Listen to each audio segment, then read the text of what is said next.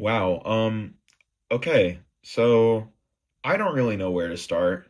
Uh, well, I guess I do know where. So a couple days ago, I think by now, I made a video talking about the Pillar Chase 2 situation as it was unfolding, aka like them removing half the monsters. And in that video, I voiced my frustrations in a highly emotional video. Um, and while I still stand by a lot of the things I said, I also acknowledge that that video was really, really emotionally charged.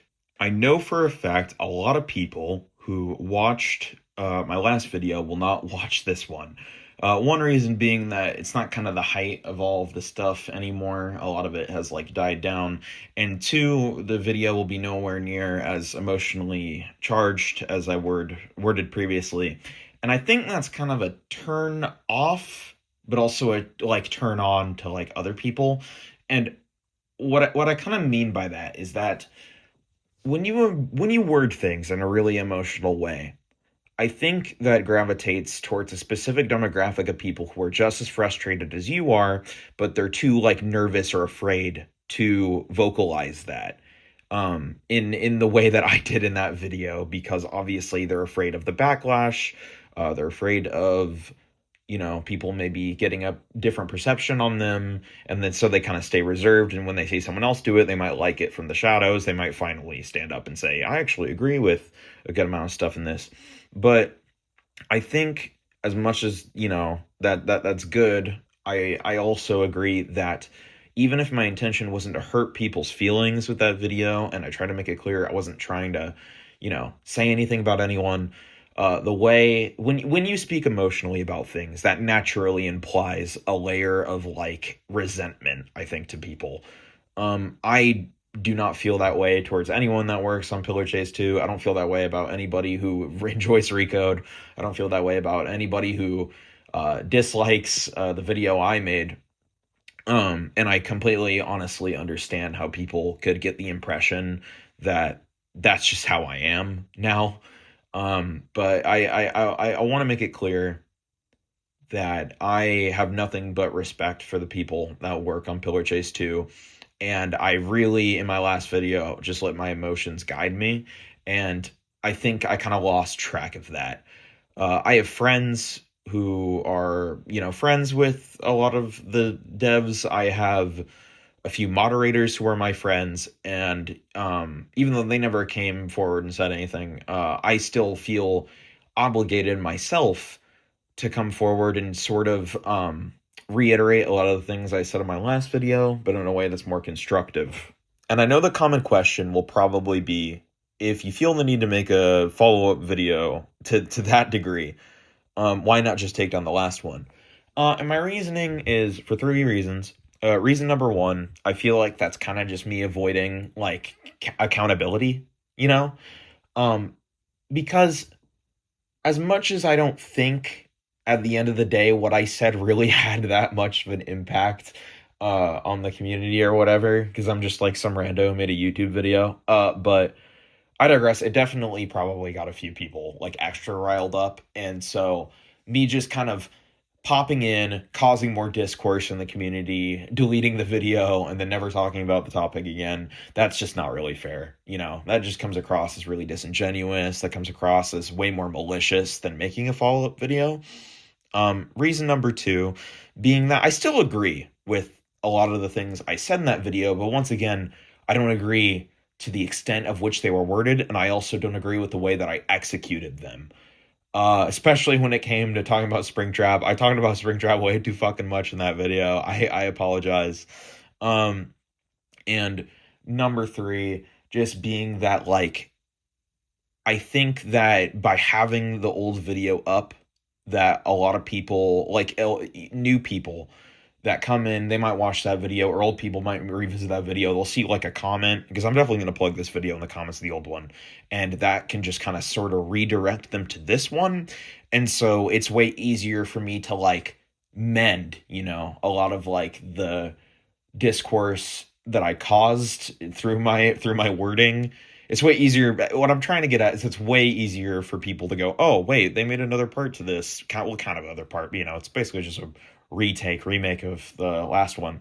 But I digress. Those are like the main three reasons. And while it's still unscripted, I am hoping that overall I can give sort of a more calm, reasonable perspective that definitely has a bit more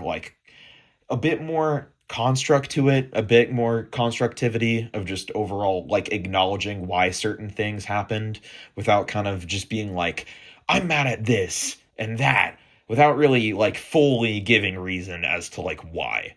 I think that's like unfair or like doesn't make sense to me. I think a good place to start, honestly, would be at just in general the topic of having the rug pulled or being lied to. Um, I think that was very much so a very like even if my goal wasn't to be mean or wasn't to like paint out the devs to be villains, I still 100% think that that wording was probably a bit much, right? I think if I were to reword it again, I would say that more so a lot of the statements that were made where were a little bit disingenuous at best. And what I mean by that is that at the end of the day, they still said like a while back that, oh, here's Baldy footage of Recode. Here's Stricken in Recode. Here's how Springtrap's axe throw will work in Recode. Like, they still obviously implied that the characters, to some degree, would be in Recode, and then obviously they doubled back on that once the news came out by accident that some of the roster might get axed, and then following through with that and just making it a public statement outright saying, yeah, so turns out we're not going to add like half the roster. I still think to an extent, giving people the idea or the pretense or the hope that all these characters are going to be in Recode only to kind of double back on that and just kind of outright in the span of a day basically tell everybody, nope, that's not true anymore. It is a little disingenuous, but also I can understand why it happened. I completely understand why it kind of ended this way, and I can understand a lot of the reasoning that the devs had. Um, while I still think the angle of removing the characters for fear of copyright is a little silly if you're still going to keep characters like PCX. I know that he's being changed drastically. Um and that he most likely will look nothing like Sonic. And so that point was probably kind of mute. Although we didn't really learn that until after that video was made. So I can't necessarily fully blame myself.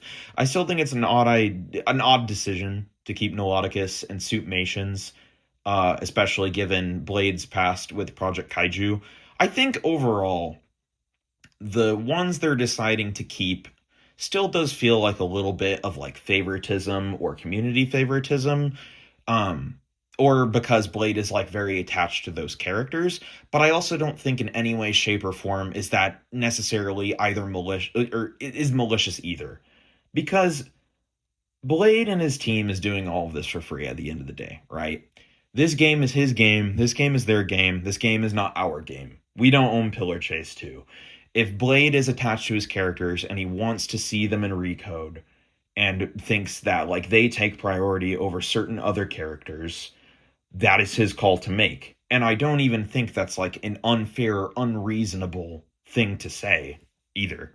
But I also do think that is still a little hurtful, to some people because if they say they're going to take PCX and they're going to design him or redesign him to the point of looking nothing like Sonic, and they're going to separate him from that whole like mess so that he's not run with copyright and that everything's going to be scot-free with him, then why not do that for, all the characters that people really looked forward to? And I think that that's sort of an interesting point because on one hand, it's one I agree with, but it's also one that I understand why it would never reasonably happen.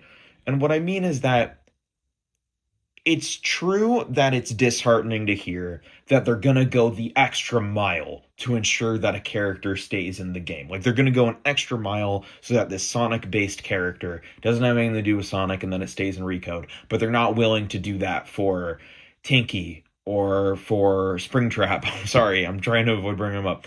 Um, but also at the same time, that's kind of understandable because there are so many characters in Pillar Chase 2 that are like based off of pre-existing IPs that it would reasonably take a long time, like a really long time, to establish all these redesigns, especially if it's going back and forth between an attorney. Like, hey, attorney, here's all the things with PCX. That's probably going to take a while. And then right after, Inkfell, and then right after Tinky, and then like, that's not entirely reasonable. But I also do think that, and this isn't a slight against PCX, but I honestly think it would have stung a bit less for me if Blade was more like, okay, yeah, we're just removing all the characters based off of pre-existing IPs and we're going like full OC. You know, I think that still would have stung a lot less than just saying these characters are we're gonna go above and beyond to make sure stay in Recode. These ones though, those are like the real bootlegs, and so we're not gonna like add them or anything. I apologize if that sounds like I'm like putting words in the mouth. That's not my intent. But I hopefully what I'm saying makes sense.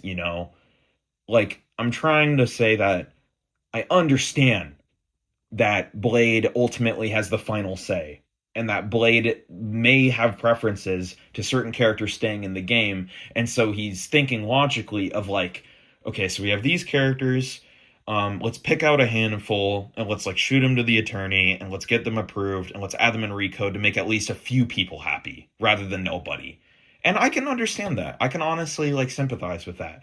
But also, I still think that even if the intention is to ensure that some people aren't upset, that also is like a bit more salt in the wound for the other people, right? Because from the perspective of someone who's a PCX fan, let's say PCX is their favorite character, they find out that PCX is going to get the full revamp and that he's going to stay in the game as like a different character. For them, that blow of half the roster being removed no longer hurts as much because they're like, okay, but they're at least going above and beyond for me and my favorite character. But from the perspective of, say, someone who's an Inkfell fan, or that's their favorite character, and they may not like PCX, then they're like, oh my God, Blade is being so hypocritical, because he's not, he's removing half the roster, but he's not even removing those ones. And I think in my last video, I was leaning more towards the second, and I think I still somewhat do kind of like resonate more with the second, but I also don't think I was thinking of the former or like the first perspective. Because for somebody that's a big fan of, PCX or a big fan of Pinkamena or a big fan of Suitmations, that probably made them a lot happier about all the drama that was happening at the time because they're like, okay, but at least my favorite character is okay. And you know what? If that's you, I am happy for you. I genuinely am. I'm glad you get to continue to love and enjoy these characters. I will say though, I am definitely a lot more leaning towards the side of the perspective that the bootlegs, as they call them, being disrespectful is a bit silly. I think innately doing a retake or a remake or a non-copyright free version of something has always been like a thing in the horror community, like especially when it comes to creepypastas, especially when it comes to exes, especially when it comes to just like horror indie games. It's always been a large thing in the community to be like, here is my take on insert here. Here is what I changed, what I thought was cool, so I added this, but I didn't like that, so I removed that. That's always been like a thing. And I think Pillar Chase 2 was no exception to that. I think that at the end of the day, them making their own versions of the characters isn't inherently, unless like they were making a version of the character that purposefully like had a big sign pointing at it saying I'm a dumb stupid character, I don't think that's inherently disrespectful. But also, in that video, I didn't really think about what if a conversation did occur. Because the truth is, I'm not on the Pillar Chase 2 team. I don't know what conversations happen. For all I know, it is entirely possible that one of the creators of these, the original character, came in and said, "Hey, I'm flattered by your non copyright free design. I'm glad you like my creation that much. You want to add it to the game, but I feel like this doesn't do a good job representing my character, or I feel like it steals my idea. I don't like it for those reasons, and so I would like you to remove it." And if that's what happened, if that truly did go on behind the scenes, then obviously the Pillar Chase 2 devs did the right thing by removing the character entirely and not trying to compensate with an entirely new one, because the creator of a character should always come first. That being said, though, and this is going to be kind of hard to word in a way that makes sense, but I'm going to do my best to try and do that. As much as I just said, I don't know what conversations occurred, I also think that you can be critical and make assumptions, to the extent of what conversations most likely occurred, right? Because I could totally see a conversation potentially occurring between Blade and a character like Inkfell and Joey Drew, because Inkfell leans way more towards looking like the Ink Demon, and so would make a lot more sense for him to shoot over an email saying, "Hey, we made our own design. Could we use your character?" Them shooting back an email back and saying no, because they don't want their idea being infringed on and used in something else. I can believe something like that could happen because it's more of a corporate creator. They care, the creator of a game or a franchise. They care a lot more about that sort of aspect, and it could innately get Blade into a lot more trouble if he didn't get those blessings. And like I said, the character looks a lot more like Bendy. But compare that to something like the Fogborn. He may inherently have his own new design, his own new um lore and all of that stuff going for him. But he's still based off of someone else's idea. He's still based off of the Cave Dweller. Which, he was based off the Man from the Fog, but the Man from the Fog was based off the Cave Dweller. The Cave Dweller came up with basically everything first. But what I'm trying to say is that I don't really imagine an email taking place where Blade had the foresight of being like, "I'm gonna shoot over an email to the creator of the Cave Dweller mod and saying, 'Hey, I made my own character based off your idea. Is it cool if I use it?'" And then him shooting back a thing and being like, "Yeah, that's fine."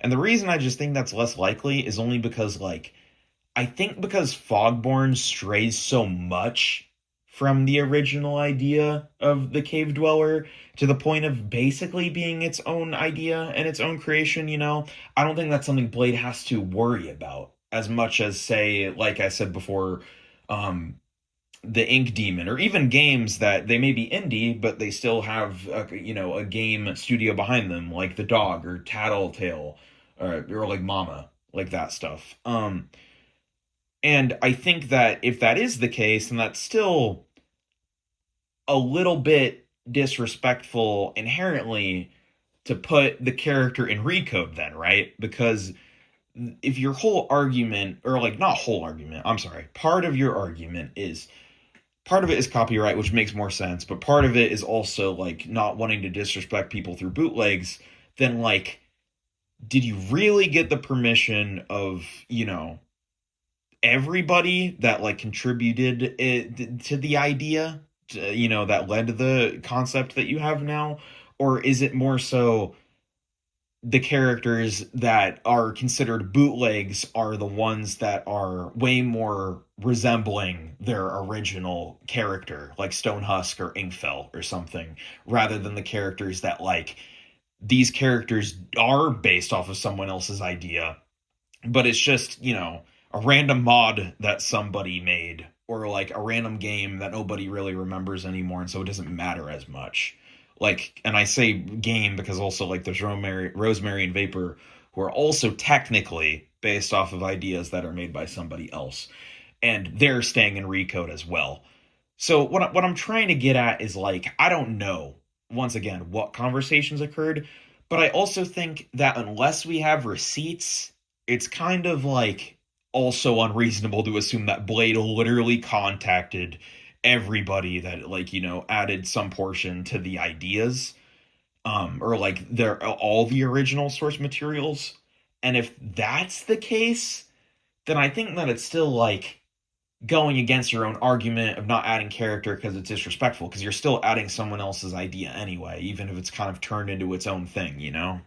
But I also think that's like sort of a broader argument you could have. Like at what point does a character stop becoming its source material and entirely become something of its own?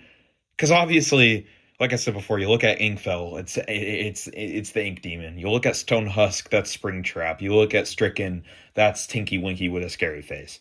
But you look at Fogborn, you're like, it doesn't really look a lot like the cave dweller. But also, if you take an image of the cave dweller and you take an image of the Fogborn, and you put them right next to each other, you can still see the idea. You can still see the source material in there. It's just kind of been shifted in a way where it's like a lot harder to spot, but it's still present.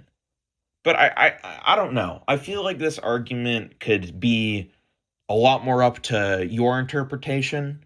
So I wouldn't say that it's as like set in stone where I'm like, ha, I've just debunked your entire argument because, you're keeping these three characters in, which are based off of somebody's idea still in recode. So you're still being disingenuous. So it doesn't make sense, like that kind of thing. Like I can't say that's like the trump card because, I innately maybe there is some unspoken rule. Maybe it is like when you take an idea and you've shifted it far enough from what it's meant to be, then is it really that thing anymore? And I literally brought up the dog earlier in like duck season. Like you look at duck season, that game very clearly what its inspiration is. It's very clearly Duck Hunt, but like people respect it as its own thing. So it could be entirely possible that I'm looking at it too much at more of like a I don't know what word you would even use, like a philosophical level. Like I'm looking at it too much at like a moral level because maybe I'm just not fully understanding like to the extent of like when something is still someone else's idea and when it's your own idea. So take this whole argument that I've made with a grain of salt, but still like keep it in mind. I still think that to an extent it's a valid argument to make, but I think that it's just more so up to like if you look at it, you can kind of come to your own conclusion, whether or not you agree with me. Another thing I said in my last video, which I really, really regret the wording of, is I said something along the lines of, I don't want Boiper, I want my character. And to someone who is watching that video, and they're already kind of like skeptical on what I'm saying, that line probably like I tried snapping there. I don't know if that picked up. That like sealed the deal. Because then you're like, pause right there. You can see right there, they're only caring about themselves. They only care about their character. This video is therefore made out of spite and, yada, yada, so on and so forth. And honestly, I do not blame anybody that came to that conclusion. There was a Reddit post somebody made about my video, and that in that description or whatever, they like went on about that portion specifically. And honestly, no, dude, you are 100% right. Like looking back on it, I literally like cringe like watching that back. But also like I can still understand what I was trying to say. And I'm gonna try and word it in a way that makes a lot more sense here. And it's that, truth be told, I still feel the same way. At the end of the day, the happiest solution would be to give me the character I spent a lot of time playing back in the recode. But, what I just failed to mention was that inherently that's a desire that isn't applicable to just me, and that's also a desire that's inherently selfish. As much as I loved my character and I spent 200 hours on that character and I was really invested on it, who am I to be the one that's like, I want my character? When there were probably people out there that 100 diamond every character in the game. I don't know, man. Probably someone out there, and they lost half the roster. they have every right. Okay, they have more of a right to be upset than I do, just because I lost my character. And I think that me trying to like sort of say, I want my character, it's almost like I'm sort of putting my foot down and I'm like looking up the devs in a mean way, when that really wasn't what I was trying to do, what I was like trying to say. I think what I was trying to communicate was that they could compensate me any way they wanted to. They could give me all the coins in the game. They give me every skin. They give me everything. At the end of the day, as much as those things would be nice, it wouldn't really make up for what I lost. Because let me just put it into perspective. It's like I really liked this character. Then that character got removed, and I was really bummed. And then they said, you know what? We'll give it back to you eventually, but in the meantime, go play some other characters, have fun with that. And I'm like, okay, sure. But then that character doesn't end up, being in Recode. And to me, I'm angry and I'm frustrated. And when you're angry and frustrated because you lost something, inherently the one thing that would fix that is to get the thing back. But I think that even though in that moment that's what I really wanted, and at the end of the day, that's still what I really want, I didn't really just sit down and think, like, man, like, I get I'm frustrated and I get that's what I want, but also, like, that's an unreasonable thing to ask for because then if I get the character I want, then that has the same issue of now everybody should get their characters back that they wanted, right? Because it's like what they try saying at school, where it's like, if I let you have a fucking like a candy bar, then the entire class has to get a candy bar or something. That's like kind of what the same applicable shit here. If I went up to Blade Ninja and I was like, I need Springtrap back now, and they gave me Springtrap back, then what about the people that like Inkfell? What about the people that like all that other stuff? And then that leads back to the problem I discussed earlier of having to shoot all those designs to an attorney to make them legally distinct, trying to navigate all this stuff. Inherently, I was being selfish. I was thinking about myself in that moment, and that, was wrong.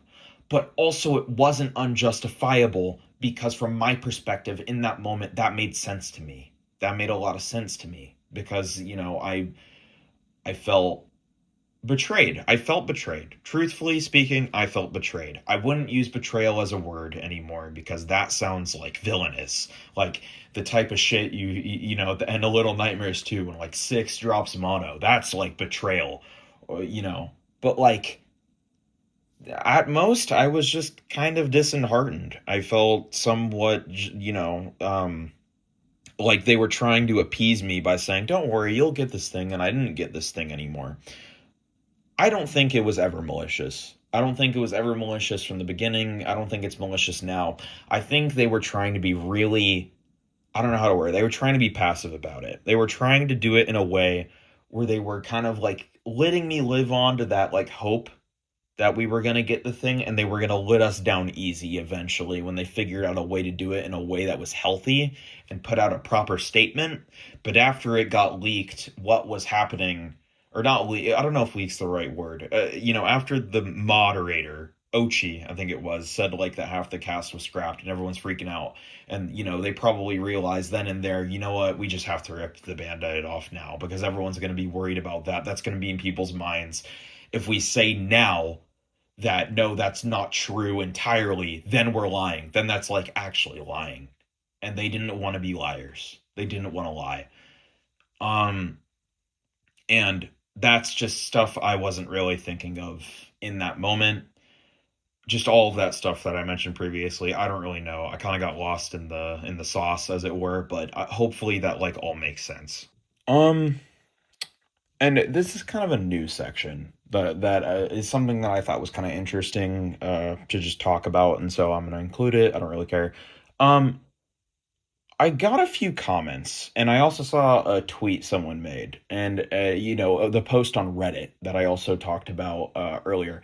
Those three things had in common something that I saw that I think makes sense, but also doesn't make sense, and that's that they told me if your favorite character getting removed from the game was your breaking point, did you really ever care about it from a gameplay perspective? And were you ever truly a fan of the game? Like, if you were the number one Springtrap lover in Pillar Chase 2, and now that Springtrap's gone, and you're not going to probably play, does that really mean you were a fan of Pillar Chase 2, or does that just mean you were a fan of Springtrap and he's your favorite character and, full glaze, and now that he's gone, you were a fake fan since day one? And I think that, and by the way, I think that, like, the way I just said it right there, that's not like the way they would have worded it.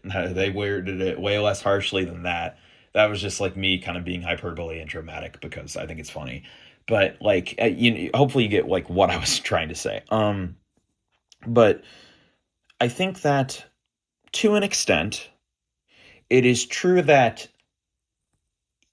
you hyper focusing, and by you I mean me, and I don't know what I'm saying. I think that in general, by hyper focusing over a single character and having that one character be your favorite character and the character you like exclusively played, and that character gets removed and you're like, I'm not going to play anymore. Yeah, then maybe you were a lot more invested in that character than you were potentially the gameplay. But like also at the same time, for one, I really enjoy Pillar Chase 2's gameplay. I didn't just play Springtrap. I know I worded it like I just only played Springtrap, but I played a lot of Vita Mimic, played quite a bit of Ingfell, played quite a bit of even characters I'm not that familiar with, like Fuwadi. I played quite a few different characters, I did enjoy the actual gameplay. I just kind of want to like set the record straight on that. But the second thing that I think is kind of interesting is that it's true that gameplay should always be the number one thing about a video game, and gameplay should always be the main emphasis on like the enjoyability, I suppose. Like if a game isn't fun, then why are you playing it? But I also think that the characters and playing as your favorite character and all these different franchises, that was a big part of Pillar Chase 2 and its identity. I think that's a thing that none of those posts really acknowledged, which I don't think is their fault. I just think they weren't really thinking about it in the moment.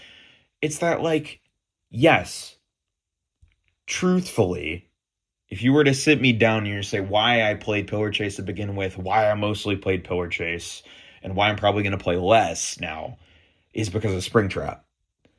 But also at the same time, to tell somebody, oh, you never really cared about, the gameplay and you just cared about the character and the character doesn't matter as much. I think the character mattered a lot. I think the characters being there, like in the game, how do I word it?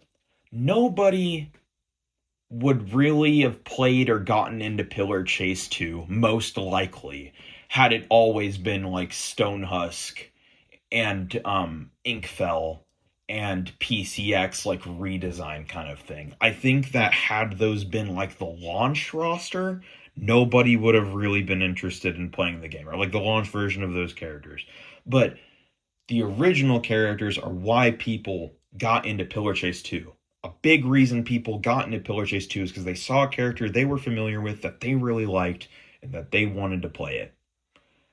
Springtrap was the reason I started playing, because I saw Springtrap was in the game. I love Springtrap. It's my favorite FNAF character. I was like, yes, this is awesome. I'm going to play this game. I'm going to play him. And I played a shit ton of them, and I had a ton of fun. And when they revealed they were going to originally place him with Stonehusk, that still kind of stung a bit, right? Because I got into it for Springtrap. I didn't really get into it to play this copyright-free version. But also, I was still like, you know what? It's fundamentally the same character. That's still cool. I'll live. I'll move on. I'll come to love and embrace this character. And I kind of did. I actually really liked Stonehusk. I did a bit of like talking about him and whatnot. I enjoyed him. And but then to kind of have it be like he's not going to be in the game at all, period, that still sucks, because that's the reason you started playing, because it was from a franchise you identified with that you really enjoyed. And so now that identity, or that IP is like gone and that character is gone, then a big part of what resonates with you is also gone. Like, let's say you're the biggest Bendy fan in the world, and you fucking love, the Ink Demon. If you saw Inkfell in Pillar Chase 2, then you'd start playing probably because you'd be like, yes, I want to play as this character from that's based off the Bendy IP. I fucking love Bendy and the Ink Machine. Bendy's awesome. But then they like remove it. Do you think that Bendy fan is still gonna play if none of the other IPs really like appeal to them? Because inherently, I don't think they will. And I also think that even if they replaced Bendy with his Hellspawn skin or something and made it that own character and said he's Hellspawn now, I still think like half of the people, of the big number one Bendy fans, yeah, there's multiple. I still think a decent amount of them would quit, because that IP and that character and that idea that resonates with them no longer exists. And that was the big draw for what got them into it, and a big draw for a lot of people. And that's the thing I don't really see a lot of these posts acknowledging. So, what I'm trying to say in a way that's like way more simplistic and probably doesn't sound like word jarble is that, yes, to an extent, if you only played a game just for a specific character, that character gets removed and you're not going to play it, as much, if not at all, then yeah, maybe you cared for the character a bit more than you cared for the actual game. But also, the big pull of the game was the fact it had a character that you liked. If you had a character you liked and that character resonated with you, then like, what do you do now that that character is gone? If there's nothing else that really piques your interest that you care for. And I think that goes doubly true for people that are invested into like niche like media. Because like for me, right? I'm going on and on about Springtrap, even though I said I wouldn't do that in this fucking video. So good job me. But even though I lost, a Springtrap and an ASIM, guess what? I got DVD. I got Bite by Night now. I got like other things I can turn to. It's not like I'm out of options forever. But like think of someone that's like a Slendy Tubbies fan. Like Slendy Tubbies gets nothing anymore. Like the original fan games were made. I guess there is technically Slendy Tubby Zero. I did play that one. That one was really good. But I guess what I'm trying to say though is that there's few content that are like few and far between, and like in no other scenario would you probably imagine having like to be able to play as Tinky Winky in an ASIM, but Pillar Chase gave you that ability. And that must feel so cool to have this really niche thing that you're really into finally be acknowledged, and not only acknowledged, but put alongside these like pillar, get it? These like greats of horror, like with the Springtrap rep and the Bendy, the Bendy rep, and a lot of these other like high prestige horror. That must feel so cool. So then when that gets taken away, that must hit doubly hard as well. You probably feel like less demotivated to play than even I do. And that sucks, and I'm sorry for you. And, that's just how I feel in general about like all of this stuff. I feel sorry. I'm sorry to the developers and to the people that watched the last video and didn't like it, or to like anybody else that may have been upset over the words I said. I really do love Pillar Chase 2. I really do. And I'm sorry that if I sounded entitled or if I sounded rude, I mean that from the bottom of my heart. I am really sorry, and I hope you can forgive me. But that being said, I'm also sorry to the people that are still hurt over all of this, that really wanted to play as their favorite character, and that, can't get to do that anymore, or was really looking forward to Recode, and now all that stuff is gone. I'm sorry to both sides. And I also want to like take a look at myself and be like, I'm happy that I did a follow-up on this, and I'm happy that I clarified a lot of the things I said in a way that's like way healthier and way less aggressive and all of that stuff. And I hope that this video, even if it definitely won't do as well as the last one, still like has a few people come over and look at it and be like, you know what? maybe that Tilo person wasn't just saying a bunch of random bullshit that was mean for no reason. Maybe they actually did have good intentions, but it just didn't, come across that way and it was disingenuous. Um, but I wouldn't say I switched up. I wouldn't say I switched up after all this. Like, even though I've been giving the positive side of the arguments and being more favorable this time around, that doesn't necessarily mean I agree fundamentally with everything that I've said. At the end of the day, I still feel pretty upset about a lot of this stuff, and I still don't think I will really play Recode. I'm sorry if that like hurts anyone's feelings. I don't know why people would care, I guess, like what I play or my opinions, but clearly an opinionated piece, ruffled a lot of feathers. People do care about this kind of stuff. And I didn't really realize that, but I'm just gonna be honest. I probably won't really play Recode because I wanted to play Springtrap. I wanted to play Stonehusk. He's not in the game anymore. I don't really care as much. I'm sorry. Vita Mimic, if he stayed in, I would have played probably still, but Vita Mimic's getting removed too.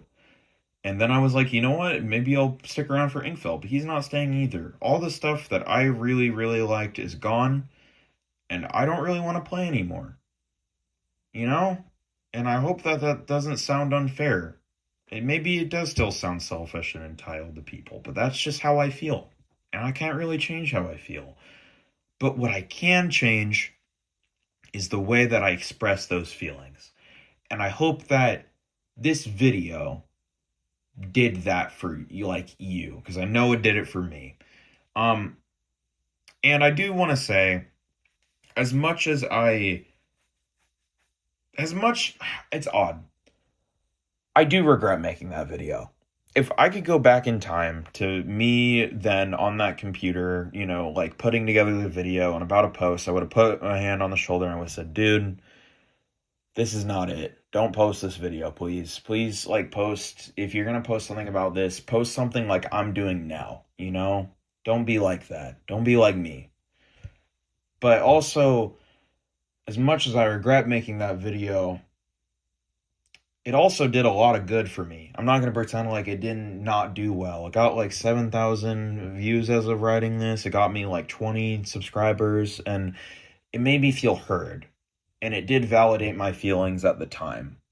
And I'm happy that I also got to give some people like peace of mind that I was, the person to finally express how other people were feeling. That being said, I still regret how I went about it. I'm still glad I'm making this. I would much rather make this than just fucking not make anything about it ever again or just delete the video or any other option. I hope and I pray that this video is a sign of better things to come. And I wish absolutely nothing in the world but the best for the Pillar Chase 2 devs and the people that agreed with my last video, the people that hated my last video, the people that were just kind of whatever about my last video. I hope all of you do the very best, and I also would I want nothing but success. I want nothing but success for the game. I want nothing but success for all of you. When Recode does fully come out, I've been avoiding the playtesting. When it does come out, I will go into it without being like, where's Springtrap? I will go into it, I'll give it a fair chance. Who knows, I might like it. I Like I said before, I probably won't care as much. I probably won't, just because, I lost the things I cared about, but I want to be fair. And I wasn't fair with my last video, and I want to be fair now. And I hope that this was fair enough. If you have anything else that you'd want to, like, ask me about in the comments, like, if there's a certain thing I didn't bring up in the last video, or if there's something I didn't bring up in this video that I said in the last, and you were like, hey, what did you mean by this and that? Could you word that in a more constructive way? I'd be more than happy to. I would love to take time out of my day to grace you with a reply because you deserve it. All right. Wishing you all absolutely nothing but the best, and I'll see you guys hopefully in the next video, which is about something else. I'm thinking about making it a Fortnite-related video, not like a gameplay, but like a ranking video. If not that, I've thought about making a Bite by Night video because I've been enjoying that game. but I don't really know like if I'd just make it a gameplay or like a review. Let me know. Let me know what you guys would be interested in. But yeah, I'll talk to you guys later, and peace out.